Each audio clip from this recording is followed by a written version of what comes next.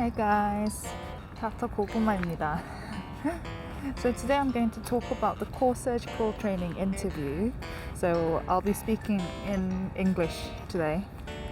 So I'll go through some, like when I got the first interview offer, how I got my interview slot. I don't know, a bit more confusing than I expected. And then I'll talk about what kind of things that came up and what we found useful, because I got two of my core surgical CT1 friends to interview me as well. So let's go. So this is the oral website that you go on to once you get the interview invitation by the email. So view dates. It doesn't show you all the options available date-wise, so I was very confused initially. So I just clicked on the dates I could do. That wasn't ideal. It took me a long time to decide. Then when I clicked, it was already booked and became unavailable. And the interview day is fully booked.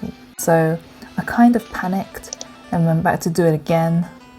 You really don't have that much time to think.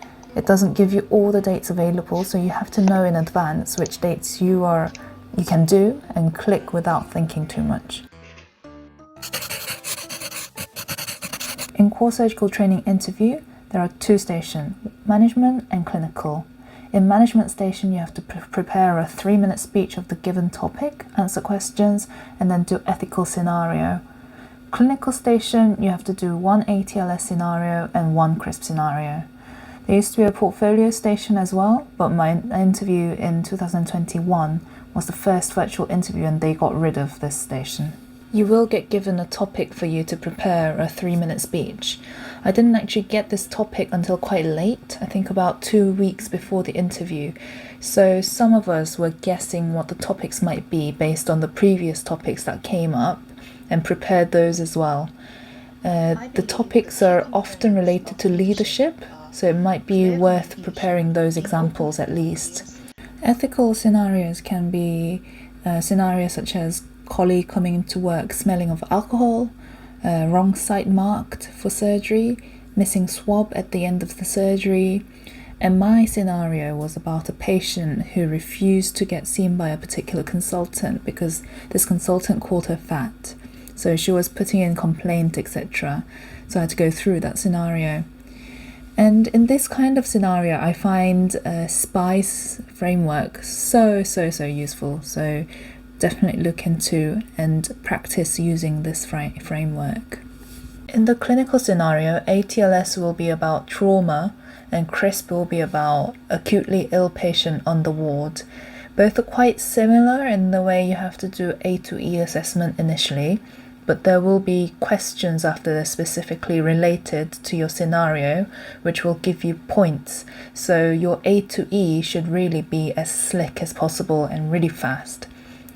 My ATLS scenario was about a young patient who came with a road traffic accident, who had open fracture of the femur. And on the A to E assessment, you find out that the patient is confused and tachycardic and sign of massive bleeding, which needs addressing. And then the CRISP scenario was about upper GI bleeding. So I was asked about who I should call to activate a massive hemorrhage protocol, and also investigations and management plans for upper GI bleeding. I practiced with other friends who were also applying for the CST interviews, and because the interview was going to be done virtually, we also practiced virtually. We prepared 1 or 2 scenarios for each session and questioned each other, and it was around 3 times per week for 3 to 4 weeks, and it was incredibly dull, but it was very useful. Also try to go to the free courses run by the CSTs because they're very up to date.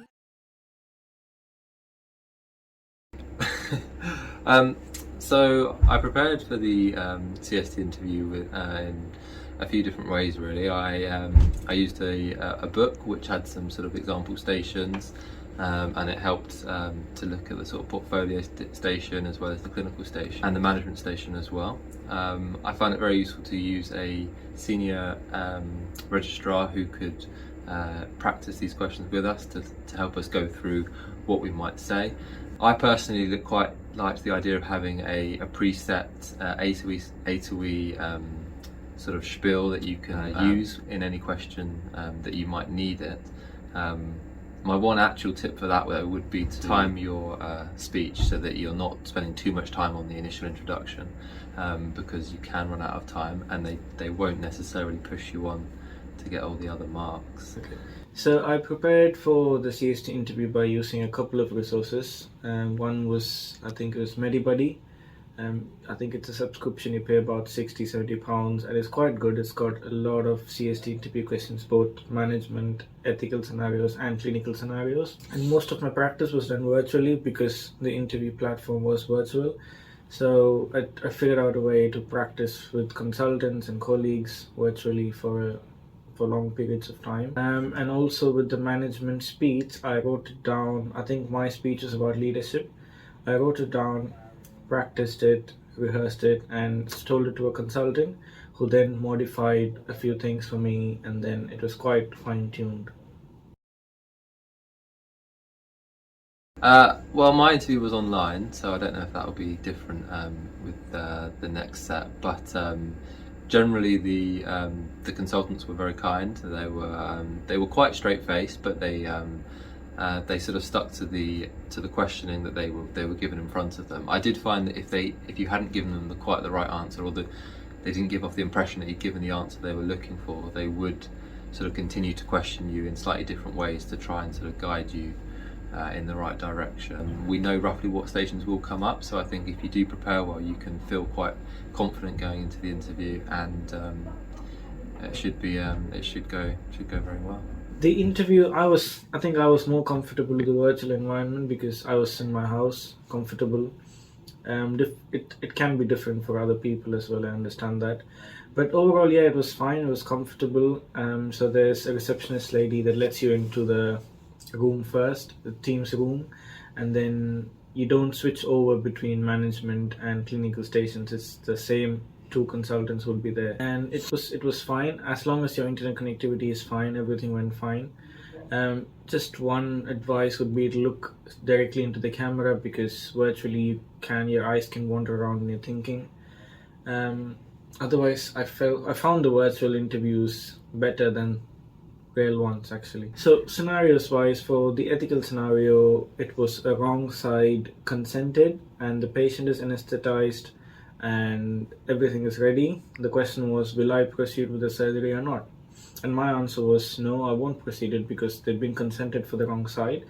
It was just a simple abscess or something like that, but still, if you've consented for the wrong side, you're not allowed to go ahead. They forced me and pressured me to answer or to going into telling that I would do it, but I just maintained and said no. They'd ask you questions like, oh, the anesthetist is asking you to do it, there's a lot of emergencies on the list, they want you to get ahead with it.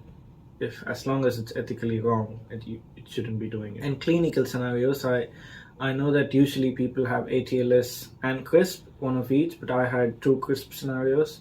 So one was acute kidney injury secondary to pancreatitis. So they went into pancreatitis in general, and then they went into detail about AKI, causes of AKI, pre-renal, renal, post-renal, how you treat AKI, and they ended it with escalation to urology or nephrology. So yes, maintain the CRISP approach, ABCDE, and then reviewing charts, medications, x-rays, images, drains, input, output, that sort of stuff, and then management. Second scenario was again similar, urinary retention secondary to prostate enlargement, and the x-ray done by A&E showed that the patient could have skeletal mets. The one catch in that was they kept asking me, what will you tell the patient? And I said that I can't tell the patient that the confirmed diagnosis of prostate cancer because I just have one piece of information. So I told them we'd refer to the MDT, do a few more bloods, and then I let the urology specialist speak to them if they've got cancer. So don't hesitate to escalate if you need any help in the interview, and try not to give too much information to the patients when you don't have a lot of information. I think in the interview they were trying to catch me out by letting me say that I'll tell the patient I have prostate cancer, because it was quite obvious in the x-ray that there was skeletal metastasis, but it still could be anything, and you need to wait for biopsy and bloods. And I think I also spoke about PSA levels as well. Yeah, let's start. Okay. Hello. You don't have to be so close to it. What do I do? Yeah.